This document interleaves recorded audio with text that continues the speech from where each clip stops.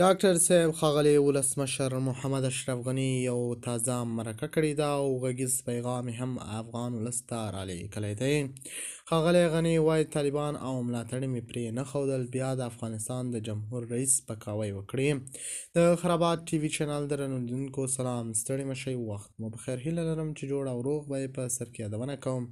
که خرابات ټي وي چینل مو نوي سبسکرایب کړی په درنښت سره خرابات ټي وي چینل سبسکرایب کړئ. مخکینی جمهور رئیس محمد اشرف غني د افغانستان څخه د نږدې یو څو کاله وروسته په خپله پرېکړې چې هېواد یې پرېښود ولاړ دی او وایي دا کار یې ځکه وکړو چې طالبان ونشي کړی یو ځل بیا د افغانستان د جمهور رئیس سپکاوی وکړي. ښاغلي غني مېرمن یې او ګڼ شمېر نور جګپوړي دولتي چارواکو د 2021 کال د اګست په 15مه په الوتکه کې هېواد پرېښود او لږ شېبه وروسته طالبان ارګ ته ننوتلل.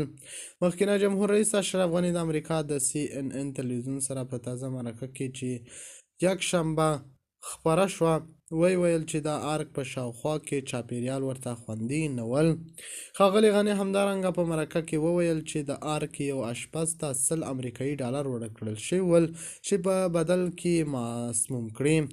اشرف غني په مرکه کې دا ونه ویل چې دا پیسې چا او څه وخت اشپز ته ورکړې وي، خو د جمهوریت تر ړنګېدو وروسته دا لومړی ځل دی چې ښاغلی غني د هغه پیسو په اړه غږېدلی دی.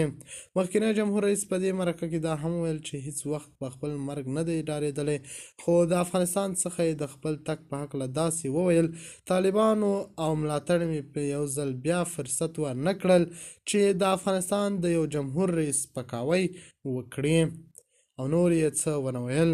د خرابات ټي وي چینل په که نوي سبسکرایب کړی نو په درنښت سره خرابات ټي وي چینل د نورو مهمو خبرونو لپاره سبسکرایب کړئ.